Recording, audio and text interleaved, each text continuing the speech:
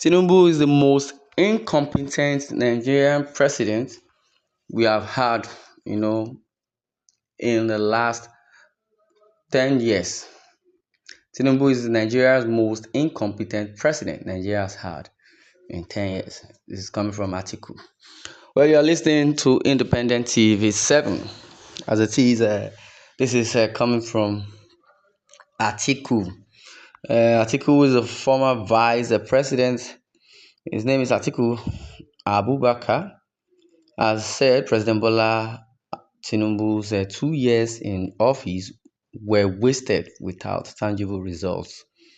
Former Vice President Atiku Abubakar has said President Bola Ahmed Tinubu's 2 years in office were wasted without tangible results. Atiku said President Tinubu's administration is the most incompetent and disconnected Nigeria has ever had. Niger News report that Atiku stated this while assessing Tinubu's second anniversary in a statement on Wednesday. The former vice president said no other administration imposed hardship and hunger on Nigerians like Tinubu. In just 2 years, President Bola Ahmed Tinubu's administration has proven to be one of the most incompetent, disconnected, and anti-people governments in Nigeria's democratic history. And no previous administration has inflicted this level of hardship on the masses while showing such disregard for transparency, accountability, and responsible leadership, as been said by Atiku. The former presidential candidate of the People's Democratic Party, PDP, noted that not only did Tinubu impose poverty on citizens, but he also failed in transparent governance. This government has not only deepened poverty across the country, but it has also set new records in wasteful public spending. Wonderful.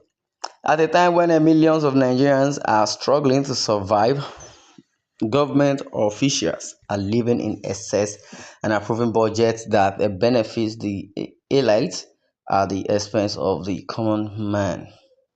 It is sad that apart from being the poverty capital of the world, Nigeria has, under this administration, emerged the capital of malnourished children in Africa, having beaten Sudan, a nation that is at war. Jeez, man. At a time when millions of Nigerians are struggling to survive, government officials are living in excess and approving budgets that benefit the elite at the expense of the common man. And it has been said, it is sad that apart from being the poverty capital of the world, Nigeria has, under this administration, emerged the capital of malnourished children in Africa, having beaten Sudan, a nation that is at war. So comparing Nigeria to Sudan is just not very, very good comparison at all. It is sad, according to Atiku Abubakar, said apart from being the poverty capital of the world, Nigeria has, under this administration, emerged the capital of malnourished children in Africa. Oh my God, having beaten Sudan, a nation that is at war. According to the Global Hunger Index 2024, our country is one of the most affected by hunger and malnutrition, occupying the 18th position, he stated. Atiku assured Nigerians that a new coalition that would unseat the current administration is on the way. He continued, policy after policy under this administration has targeted the poor while providing relief and advantage to the rich. From healthcare to education to identity management and basic public services, Nigerians are now faced with class-based systems where the wealthy enjoy VIP treatment and the rest are left behind.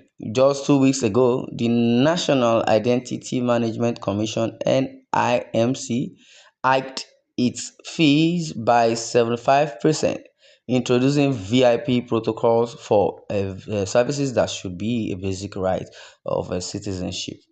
In education, public university fees have been raised far beyond the reach of poor or for the poor family with no adequate support mechanism in place.